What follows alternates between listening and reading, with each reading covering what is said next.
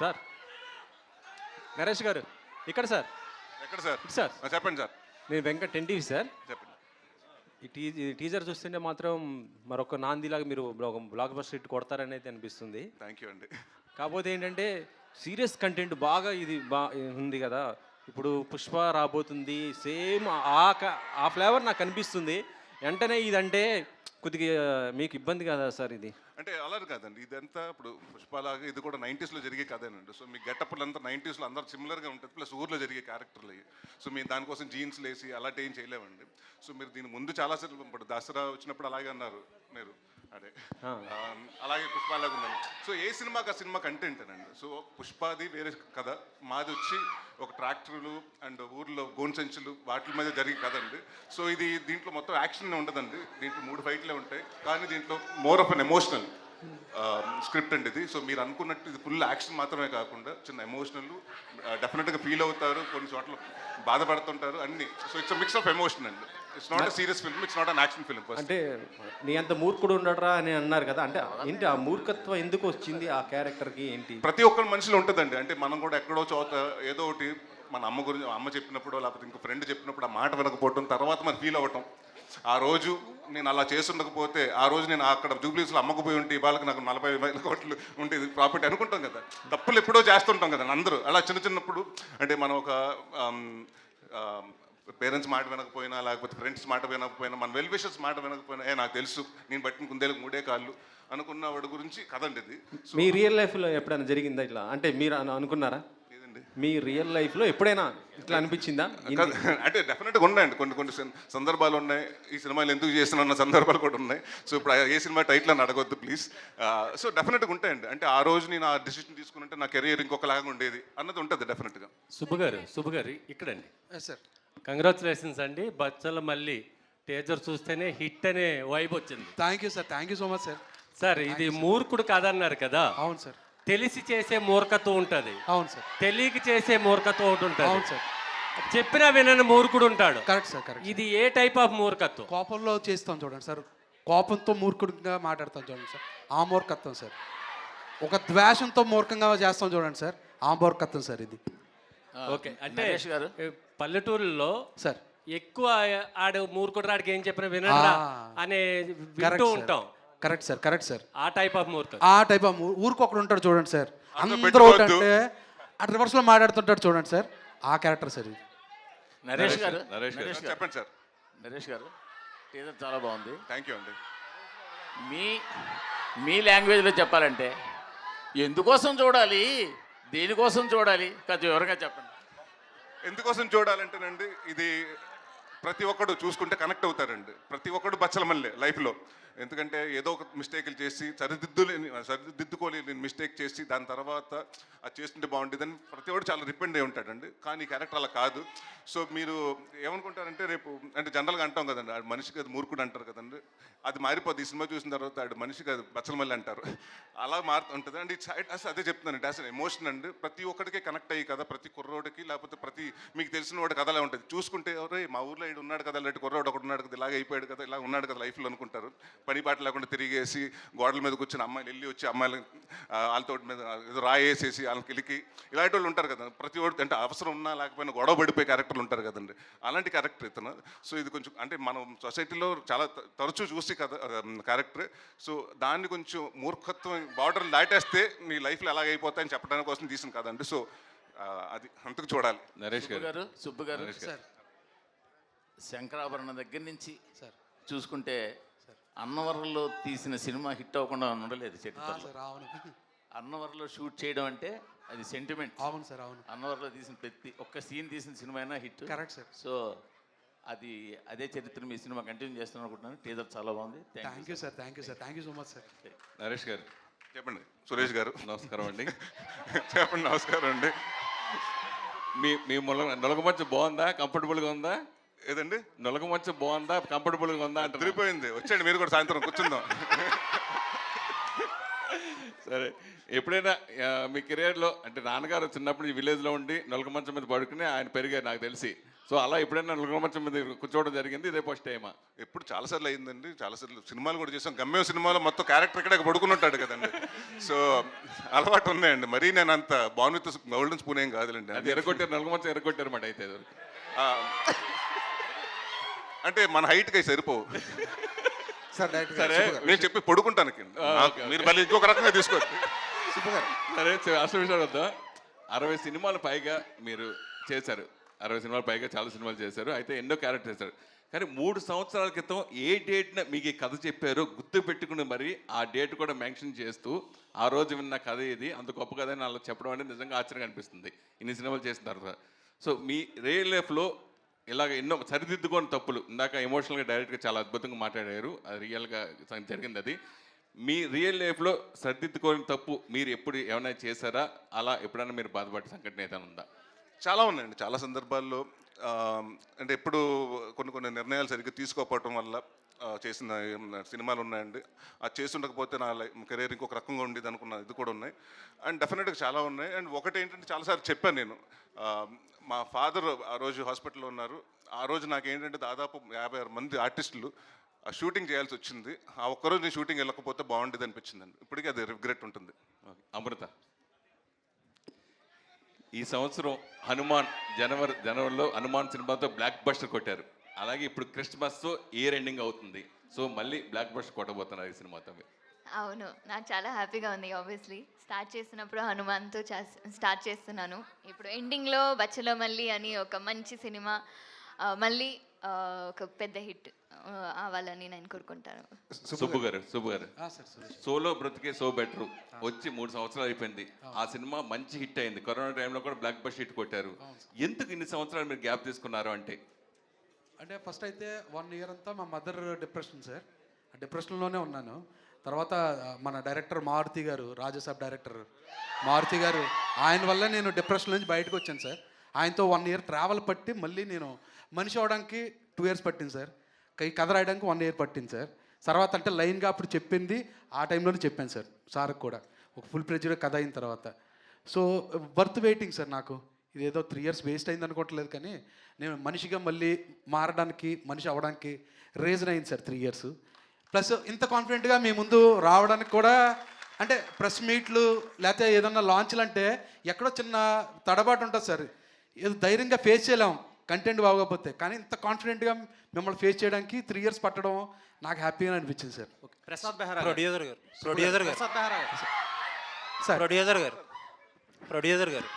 Sir చెప్పండి.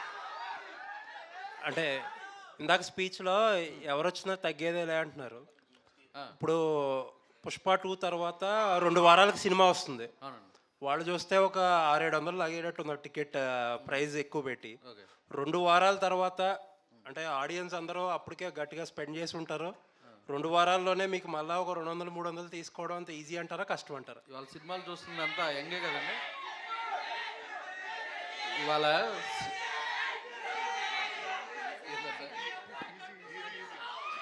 Explain చేస్తున్నా, వినండి. ఇవాళ సినిమా చూస్తున్నంతా యంగ్ పీపులే కదా సార్. వాళ్ళందరూ పుష్ప ఉదయం 7 గంటలకు చూడకపోతే చచ్చిపోతారు. వాళ్ళు వెళ్ళి చూసేస్తారు. మాకు 15 రోజులు గ్యాప్ ఉంది. మొన్నే దీపావళికి 3 సినిమాలు వచ్చినాయి. నైజాం ఒక సినిమా 8 కోట్లు చేసింది, ఒక సినిమా 10 కోట్లు చేసింది, ఇంకో సినిమా 5 కోట్లు చేసింది. మంచి సినిమా తీస్తే 3 సినిమాలు రిలీజ్ అయినా మన తెలుగు ఆడియన్స్ హిట్ చేస్తారు. 15 రోజుల తర్వాత గ్యాప్ వస్తున్నాం. డెఫినెట్గా పుష్పాన్ని చూస్తారు, బచ్చలు మళ్ళీ చూస్తారు. రవి గారు, హీరోలకి టెక్నీషియన్లకి కథ బార్లో చెప్పారు, థియేటర్లు కళ్ళు కాంపౌండ్లు అయిపోతాయా? కన్నీళ్ళ కాంపౌండ్లు అవుతాయి సార్, కన్నీళ్ళ కాంపౌండ్లు అవుతాయి. డెఫినెట్గా కన్నీళ్ళతోటే ఎండ్ వస్తారు సార్. సో కళ్ళు కాంపౌండ్ అవ్వదు సార్, కన్నీళ్ళ కాంపౌండ్ అవుతుంది. నిజంగానే బార్లో చెప్పారా లేదంటే? లేదు సార్, ఎందుకు చెప్తాం సార్ బార్లో కబుర్లు చెప్తాం సార్, కథలు ఎక్కడ చెప్తాం. ప్రొడ్యూసర్ సార్, ఇండస్ట్రీలో పెద్ద పెద్దలందరూ ఏమంటారంటే తీస్తే చిన్న సినిమా తీయాలి, లేదంటే పెద్ద స్టార్లతో సినిమా తీయాలి, మిడిల్ రేంజ్ సినిమాలు ఆడవు, వాళ్ళకి చాలా రిస్క్లు ఉంటాయని చెప్తుంటారు. కానీ మీరు మిడిల్ రేంజ్ సినిమాలు తీసి హిట్లు కొట్టారు మీరు. అవునండి. ఆ సీక్రెట్ ఏంటి సార్? కథలే సార్. బచ్చల మల్లి అనేది ఒక డిఫరెంట్ కథ. ఒక చిన్న తెలుగు మాస్టర్ వెళ్ళి ఒక సొసైటీని ఎలా చేసుకుని ఒక హానెస్ట్ కథ చెప్పాము.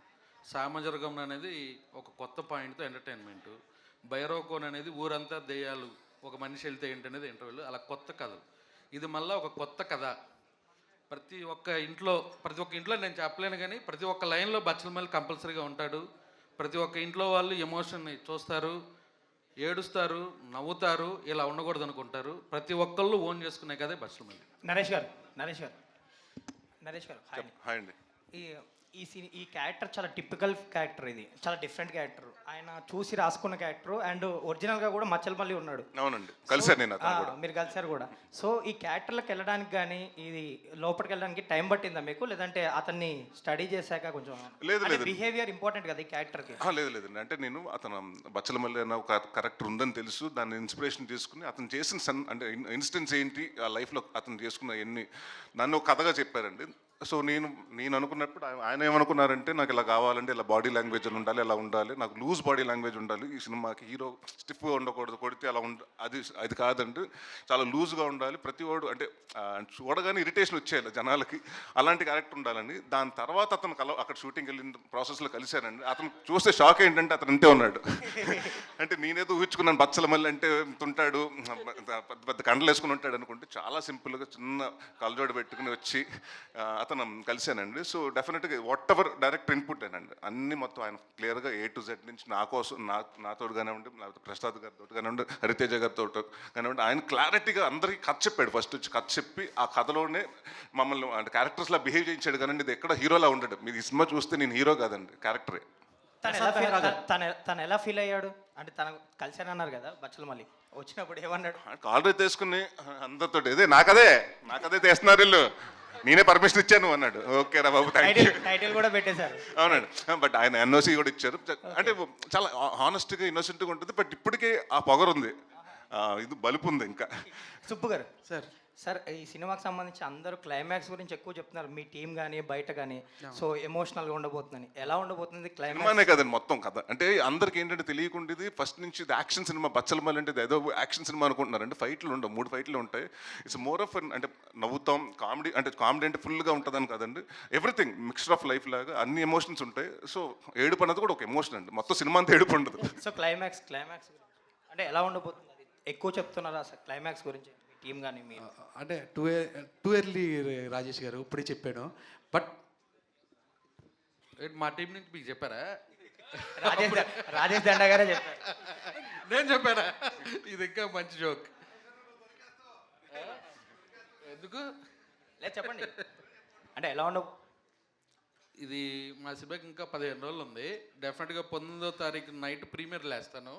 ఆ రోజు ప్రెస్ మీట్లో చెప్తా, 19వ తారీఖు మార్నింగ్. రాజేష్ బ్రో క్లైమాక్స్ అదిరిపోద్ది, నెక్స్ట్ లెవెల్లో ఉంటుంది, అసలు ఊహించినట్టు ఉంటుంది.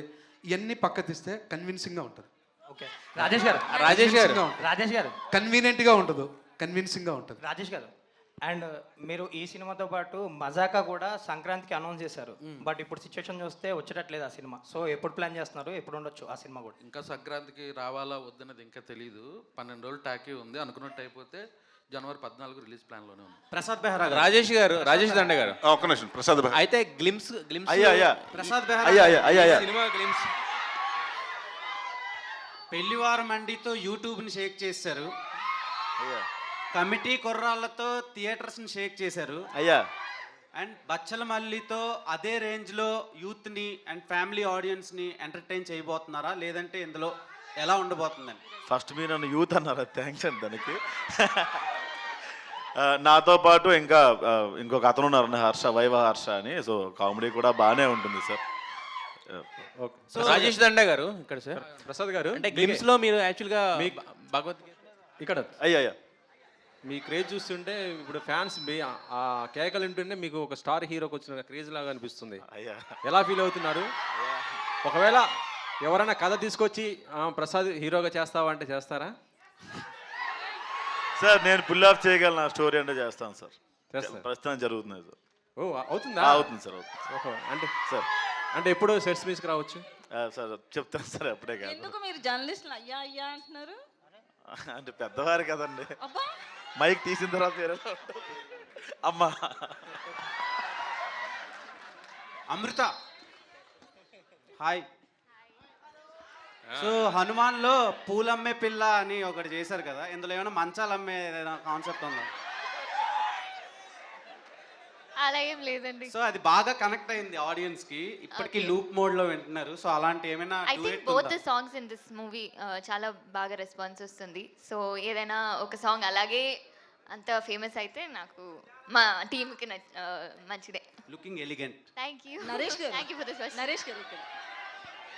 సో అంటే మీరు ఇందాక మాట్లాడుతూ కంటెంట్ ఉన్న మూవీసే సెలెక్ట్ చేసుకుంటాను అంటున్నారు కదా. సో ఒక్కోసారి మనం సెలెక్ట్ చేసుకున్న మూవీస్ ఆడియన్స్కి వెళ్తాయా లేదా అని కూడా మనం చెప్పలేము. అలాగే ఎప్పుడూ కూడా నరేష్ గారు ఆ రగ్గడ్ లుక్లోనే కనిపిస్తా, అంటే ఈ మూవీలో చాలా బాగున్నారు, ఆ బచ్చల మళ్ళీ కూడా కరెక్ట్గా సెట్ అయ్యారు. బట్ ఎప్పుడు ఆ రగ్గడ్ లుక్ లేదా ఆ పాతకాలం సినిమాలు ఆ టైపు కథలను తీసుకున్న అవి పూర్తిగా వెళ్తాయి అని చెప్పలేం కదా. అంటే కంటెంట్ విషయంలో ఎట్లాంటి కేర్ తీసుకుంటారు రాబోయే సినిమాల్లో? కాదండి, మీరే అంటారు కదా కంటెంటే కావాలి కొత్తగా. ఇప్పుడు జనాలు అంటే ఒకటేమైపోయిందంటేనండి, ఇది వరకు సంవత్సరానికి ఒక పెద్ద హీరోలు ఉంటారండి, మనకు 10 మంది ఉంటే వాళ్ళందరూ ఒక్కొక్క సంవత్సరానికి ఒక చెప్పు సినిమా చేసేవారండి. ఇప్పుడు అందరూ పాన్ ఇండియా సినిమాలు చేయడం వల్ల 2 సంవత్సరాలు 3 సంవత్సరాలు అవుతుంది. సో థియేటర్స్కి రావడం చాలా కష్టం అవుతుంది జనాలు. సో ఆడియన్స్ అలాంటి కోరుకుంటారండి. మన మలయాళం సినిమాలు చూసినప్పుడు ఇలాంటి సినిమాలు తెలుగులో ఎందుకు చేయట్లేదు అని మాట్లాడుకుంటున్నాం కదండి. సో అలాగే మేము కూడా ఇండస్ట్రీలో ఉన్నప్పుడు సో కొత్తగా చేయాలి, అందుకుని మరీ ఎక్స్ట్రాడినరీగా రిస్కులు చేయకూడదు. అంటే నేను చేసిన ఎక్స్పెరిమెంట్లు ఉన్నాయండి, ఇప్పుడు లడ్డు బాబు ఇలాంటి సినిమాలు ఎక్స్పెరిమెంట్లు అలాంటివి చేయకూడదండి. సో కంటెంట్ అంటే ఏదో ఒకటి మనం చెప్పటం, దానివల్ల వాళ్ళకి నేర్పించటమో లేకపోతే ఇప్పుడు వరకు తెలియంది ఇప్పుడు వరకు ఆ జానర్ ఎవరు ఎక్స్ప్లోర్ చేయలేదు, అది చేస్తే ఆడియన్స్ కొత్తగా ఉంటుంది. సో వాళ్ళకి రావడానికి థియేటర్కి రావడానికి ఇంట్రెస్ట్ ఉంటుందండి. అండ్ కామెడీ ఎప్పుడు మీకు తెలుసు, ఎవరు నవ్వు నాకు ఇష్టం ఉంటుందని చెప్పరు. So you come to the theatres enjoy చేయడానికి. సో అది నాకు అందుకనే ఇందాక కంటెంట్ అండ్ కామెడీని 2 చూస్ చేసుకుంటానని చెప్తున్నాను. నరేష్ గారు, అయితే మీరు ఇంతకుముందు కంటెంట్ ఉన్న సినిమాలు కామెడీ సినిమాలు ఇప్పుడు డిఫరెన్షియేట్ చేస్తున్నారు, కానీ ఇది వరకు మీ హిట్ అయిన సినిమాలన్నీ కూడా కామెడీతో పాటు కంటెంట్ కూడా ఉన్నాయి. బట్ అప్పుడు ఆడలేదు కదండి. కొన్ని సినిమాలు ఆడినాయి కదా హిట్లు. ఇది నేను సినిమా ఆడలేదు అంటే ప్రాణం సినిమా ఆడలేదు. అంటే చెప్తాను కదా, ఇప్పుడు నా beginning of the career too early అండి. దాని తర్వాత అప్పుడు నేను చేశాను, ఎక్స్పెరిమెంట్లు చేశాను. దాని తర్వాత మళ్ళీ ఎప్పుడైతే గమ్యం గారి నుంచి తర్వాత శంభో కానివ్వండి, మహర్షి కానివ్వండి. సో అది తర్వాత అంటే అప్పటి వరకు అంటే నేను 50 సినిమాలు ఓన్లీ కామెడీ సినిమాలు చేశానండి. ప్రతి ఒక్కరు వచ్చి మీ సినిమాలో కామెడీ బాగుంటుంది కానీ మీరు కామెడీ యాక్టింగ్ చాలా ఎక్స్ట్రాడినరీగా చేశారని చెప్పరు. నేను ఎప్పుడైతే నాంది ఇలాంటి సినిమాలు చూసినప్పుడు నా పర్ఫార్మెన్స్ గురించి మాట్లాడతారు. So end of the day ఆర్టిస్ట్కి ఏమవుతుందంటే పర్ఫార్మెన్స్ గురించి కూడా ఉంటుంది కదా, మాకు కూడా ఒక చిన్న కాంప్లిమెంట్ కావాలి కదండి. అయితే యాక్చువల్గా దీంట్లో బచ్చల మళ్ళీ అంటే మీరు అన్నట్టు ఇది ఓన్లీ ఫైట్స్ దీంతో ఉండే సినిమా కాదు, ఒక ఎమోషన్ వాటి మీద కూడా డ్రైవ్ అయిన సినిమా. దాంతోపాటు ఇప్పుడు మూర్ఖత్వం అనేది కామెడీ కూడా ఉంటుంది. మూర్ఖత్వం దాంట్లో చెప్తాం కదండి. ఇప్పుడు వాడు ఏంటంటే నేను ఎవరి కోసం మారను, నాకు నచ్చినట్టే బతుకుతా. సో మీరు ఉంటే ఉండండి నా లైఫ్లో, లేకపోతే వెళ్ళిపోండి. అదే నేను అనేది మూర్ఖత్వం కామెడీ కూడా ఉంటుంది కదా. మరి ఈ సినిమాలో కామెడీ టైమింగ్ అంటే ఇప్పుడు మన ఏమైనా గాలి సీను లేదంటే లేదండి ఉండదు. ఏమి ఈ సినిమాలో ప్రవీణ్ ఉన్నాడు, వైవ హర్ష గారు ఉన్నారు, ప్రసాద్ బెహ్రా గారు ఉన్నారు. కామెడీ వాళ్ళకి ఇచ్చేయండి, ఆ డిపార్ట్మెంట్ వాళ్ళు చూసుకుంటారు. Only emotions. అంటే మూర్ఖుడు మళ్ళీ కామెడీ చేస్తే మీకు క్యారెక్టర్ పడిపోతుందండి. ఎందుకంటే ఒకడు అప్పటి వరకు స్ట్రిక్ట్గా ఉన్నాడు, ఆడు సడన్గా ఒక 2 జోకులు చేస్తే ఆడు మళ్ళీ ఒక క్యారెక్టర్ పెరగదండి. సో అందుకని వాడు ఎప్పుడు సీరియస్గా ఉంటాడు, వాడు చుట్టూ మాత్రం జరుగుతుంటుంది. అయితే దీనికి ఒక చిన్న ఎక్స్టెన్షన్ ఏంటంటే ఇప్పుడు మనం ఏదన్నా ఒక క్యారెక్టర్ తీసుకుంటే అంటే హీరో ఒక చిన్న నెగిటివ్ షేడ్లో ఉన్నప్పుడు ఏంటంటే ఫైనల్గా వచ్చేసరికి పాజిటివ్గా మార్చేస్తారు, ఎందుకంటే హీరో కింద చూపించాలి కాబట్టి ఎనీ తీసుకున్నా. బట్ వాడిని ఎలా అయితే నెగిటివ్గా ఉన్నాడో ఆ నెగిటివ్గా ఎండ్ చేస్తాం అనేసరికి మిగతాది సినిమా అనేది జనాలు కనెక్ట్ అవ్వడం కానీ ఇలాంటిది ఎక్కువగా ఉంటుంది కదా. మరి దీంట్లో పాజిటివ్గా మార్చేస్తారా హీరోని, లేదంటే ఆ మూర్ఖుడు కిందే మిగిలిపోతాడా? మొత్తం చెప్పమంటున్నాడు ఈయన మొత్తం. లేదండి, అది మాకు ఇంకొక 20 రోజుల్లో మీకు చూస్తారు. చాలా ఇంకా ప్రెస్ మీట్లు ఉన్నాయి మీకు. అంటే నాకు తెలిసి డెఫినెట్గా థియేటర్ ట్రైలర్ చూసిన తర్వాత మళ్ళీ మీకు అంటే ఫస్ట్ కంటెంట్ చూసినప్పుడు అది యాక్షన్ ఫిల్మ్ లాగా ఉంది, దీంట్లోకి వచ్చేటప్పటికి ఏదో ఎమోషన్ ఉందనిపిస్తుంది. సో మీ ప్లాన్ కూడా అలా చేస్తున్నామండి. So we're taking content 1 by 1. So Rajesh గారు ఒక్క నిమిషం. రాజేష్ గారు, యాక్చువల్గా మీరు గ్లిమ్స్లో భగవద్గీతకు సంబంధించిన ఒక డైలాగ్ ఏదో పెట్టారు. అయితే మీకు చాలా బెదిరింపులు వచ్చినాయి అని, ఆ డైలాగ్ తీస్తేనే కానీ సినిమా రిలీజ్ అవనేమో అని హిందూ సంఘాల నుంచి వీటి నుంచి బెదిరింపులు వచ్చినాయి అని అవి అన్నారు కదా. మరి ఆ ఇష్యూ షార్ట్ అయిందా లేకపోతే ఏంటి, ఎలా జరిగింది? నేను చెప్తాను సార్. అది ఎవరైతే కమెంట్ చేశారో, ఎవరైతే అదంతా బ్యాడ్ వర్డ్స్ వాడారు సార్, చాలా దారుణంగా వాడారు. ట్విట్టర్లో కావచ్చు, కామెంట్స్లో కూడా చాలా దారుణంగా మాట్లాడారు. వాళ్ళందరూ బచ్చల మల్లే సార్, వాళ్ళందరూ బచ్చల మల్లే. ఎందుకంటే బచ్చల మల్లె ఎలాగైతే భగవద్గీత ప్లే అవుతుంటే వినరానే పెడితే వినకుండా కట్ చేశాడు సార్. నేను ఒక మంచి పాయింట్ చెప్పడం కోసమే నేను పెట్టా, అది ఉంది తర్వాత అన్నది అది కూడా వినకుండా ఇప్పుడే కట్ చేశారు సార్ వాళ్ళు కూడా. సో వాళ్ళ సినిమా చూసిన తర్వాత వాళ్ళే నాకు మళ్ళీ రీట్వీట్ చేస్తారు sir, sorry brother, issue short అయింది సార్. అది ఎందుకంటే నేను హిందూ సార్, నేను సనాతన ధర్మం అంటే నాకు ఇష్టం, నా నా నా కల్చర్ అంటే నాకు ఇష్టం.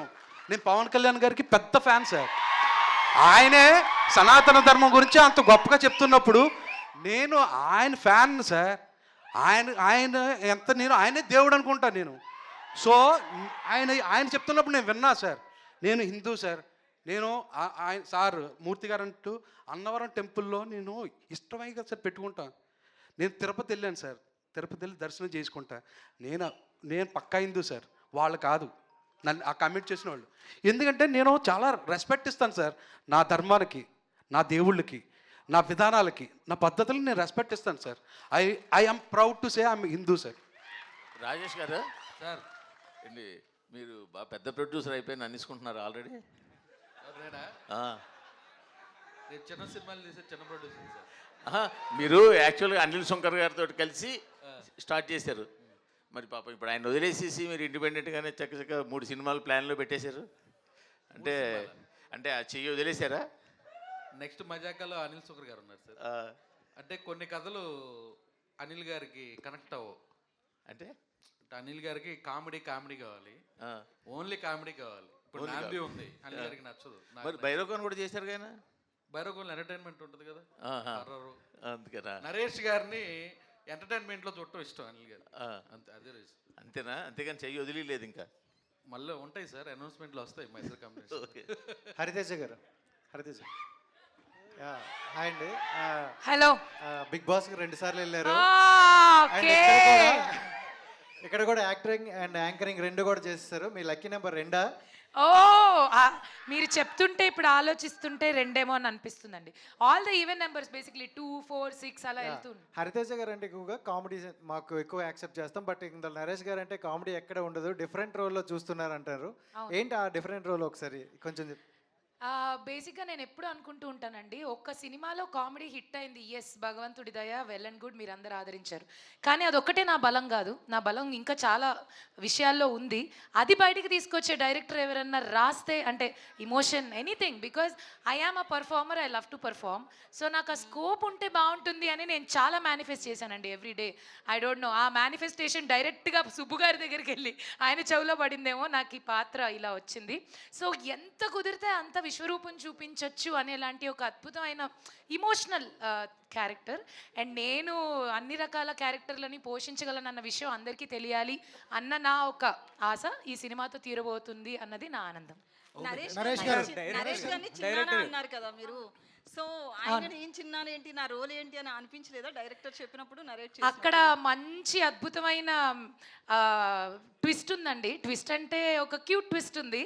ఆయన నాకు చిన్నాన్నే కానీ నిజంగా చిన్నాన్న అలా ఉండదు క్యారెక్టర్. ఇంకా వయసులో చిన్న ఆయనే, కానీ నేను అలా ప్రేమగా పిలుస్తూ ఉంటాను, వరసలో అలా పిలుస్తూ ఉంటాను అనమాట. బాగుంటుంది మా ఇద్దరి కాంబినేషన్, చాలా క్యూట్గా ఉంటుంది. ఇంతకన్నా ఎక్కువ చెప్తే మళ్ళీ తిడతారండి, కాబట్టి మీరు 20th చూడండి అదేంటో. నరేష్ గారు, అంటే మీ నుంచి వచ్చిన మల్టీ స్టారర్ సినిమాలన్నీ కూడా సూపర్ హిట్ కదా, మళ్ళీ ఎవరితో అయినా జతకట్టి రాబోతున్నారు? అంటే ఇప్పటివరకు నన్ను ఎవరు అప్రోచ్ అవ్వలేదండి. డెఫినెట్గా అప్రోచ్ అయితే మంచి క్యారెక్టర్ ఉంటే డెఫినెట్గా చేస్తానండి. అండ్ ఆల్వేస్ అంటే గేమ్ ఫర్ మల్టీ స్టార్ మీరు ఫస్ట్ నుంచి చూసుకుంటే. సో నాకు కూడా చేయాలని చాలామంది యాక్టర్స్ తోటి ఇంకా చేయలేదు నేను. అందరితో అవకాశం దొరికితే ప్రతి ఒక్కరితో చేయాలండి. నరేష్ గారు చెప్పండి సార్. తెలుగులో ఒక సామెత ఉంది, కాళ్ళు అదే మర్చిపోయారు సామెత. కార్లు ఓల్డ్ అవుతాయా సార్? కాదా, కాపురం చేసే కళ కాళ్ళు దొక్కినప్పుడే తెలుస్తుంది అంటారు. అలాగే సినిమా హిట్ అవుతుందా లేదా అనేది గ్లిమ్స్ చూసినప్పుడు కానీ, మీరు ఇందాక ట్రాక్టర్ మీద వచ్చినప్పుడు కానీ, ఇప్పుడు టీజర్ చూసినప్పుడు కానీ తెలిసిపోతుంది. టీజర్ అయితే ఎక్సలెంట్గా ఉంది. థ్యాంక్ యూ అండి. సార్ సినిమా బ్లాక్ బస్టర్ అని చెప్పడానికి ఇదే నిదర్శనం. మీ ప్రమోషన్ కూడా చాలా ఇన్నోవేటివ్ బ్రదర్. Thank you. ఎంతకంటే ఎక్కువ చెప్పలేను. సినిమా అయితే బ్లాక్ బస్టర్ అవ్వాలని కోరుకున్నాను సార్. Thank you. అండ్ ఇంకొకటి ఏంటంటేనండి, నాకు నాంది సినిమా హిట్ అయిన తర్వాత ఎక్కువ ఫస్ట్ ఫోన్లు వచ్చినాయన్నీ మీరే, మీ ప్రెస్ వాళ్ళే. ప్రసాద్ మల్టీప్లెక్స్ ఐమాక్స్ నుంచి ఫోన్ చేసి ప్రతి ఒక్కరండి 11:30 కాడి నుంచి అంటే ఇంటర్వల్కి 5 నుంచి ఫోన్లు వచ్చినాయి. So I'm expecting the same phone calls for this film also on 20th December. All the best sir. Director గారు సార్ ఇప్పుడు ఒక మూర్ఖుడి కథ అని చెప్పారు సార్. ఒక మూర్ఖుడి వల్ల అడ్వాంటేజెస్ కన్నా డిసడ్వాంటేజెస్ ఎక్కువ ఉంటాయి కదా సార్. అంటే దీనివల్ల ఏదైనా స్టోరీ వల్ల యూస్ఫుల్ మెసేజ్ ఏమైనా ఉండబోతుంది అనేసి అనుకోవచ్చా? ఎక్స్పీరియన్స్ ఉంటుంది సార్, మెసేజ్ లాగా ఏముండదు. అతని ఎక్స్పీరియన్సెస్ అతని లైఫ్లో జరిగినవే ఉంటాయి తప్ప క్లాస్ పీకినట్టుగా ఇలా మారండి అలా ఉండండి అదేం ఉండదు సార్. నరేష్ గారు. డైరెక్టర్ గారు Okay. ఇక్కడ. సార్. డైరెక్టర్ గారు చివరి యాక్చువల్గా ప్రశ్న సార్. అంటే ఏ మనిషి అయినా సార్. అంటే ఒక మనిషి పుట్టుకతో మంచివాడా చెడ్డవాడా అనేది మనం చెప్పలేం సార్. అవును సార్. అంటే పరిస్థితులు అనేవి అతన్ని ప్రేరేపిస్తుంటాయి. Correct. అంటే పరిస్థితులను బట్టే మనిషి మంచి చెడు వైపు వెళ్తారు కదా. Correct.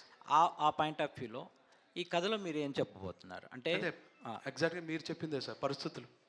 పరిస్థితులు కలిగినప్పుడు బార్డర్ దాటొద్దని సార్. మూర్ఖత్వం ఉంటుంది, ప్రతి ఒక్కళ్ళలో ఉంటుంది, బట్ బార్డర్ దాటొద్దు. పరిస్థితులు ఏమైనా కావచ్చు కానీ బార్డర్ దాటకండి అని చెప్పడం సార్. ఇంకోటి సార్ పోస్టర్లో చూసినప్పుడు 3 పోస్టర్లు మెయిన్ ఆ చూపులై చూస్తే ఒక బ్రహ్మ విష్ణు మహేశ్వర్ లాగా అంటే ఈ క్యారెక్టర్లో ఆ 3 యాంగిల్స్ ఏమన్నా ఉంటాయి? అలా ఏమి ఉండదు సార్. సార్ ఇది 95 నుంచి 2005లో జరిగి కదండి. సో 3 క్యారెక్టర్ అదే వేరియేషన్స్ అంతేగాని బ్రహ్మ విష్ణు మహేశ్వర్ కాదండి అది.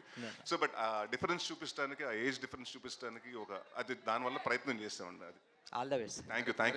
నరేష్ గారు సార్ చెప్పండి. సార్ ఇది చివరి ప్రశ్న సార్. Thank you. చెప్పండి సార్. సో మీరు ఒక యాక్టర్గా మిమ్మల్ని మీరు ఎక్స్ప్లోర్ చేసుకోవడానికి ట్రై చేస్తున్నా అని చెప్పేసి మీరే అన్నారు. అవునండి. But current generation as of now ఇప్పుడు కామెడీ సినిమాలు ఎక్కువ మిస్ అవుతున్నారు జనాలు. అవునండి. ఫ్యామిలీ మొత్తం చూసి ఆనందించే కామెడీ సినిమాలు అనేవి తగ్గిపోయినాయి అసలు చాలా వరకు. నా నెక్స్ట్ 2 సినిమాలు కామెడీ సినిమాలేనండి. ఓకే. నెక్స్ట్ ఇయర్ 2 సినిమాలు కామెడీ చేస్తున్నాను. అండ్ 2026లో సుడిగాడు 2 ఉంటుంది. Sudigadu. Okay. Thank you everyone. Thank you.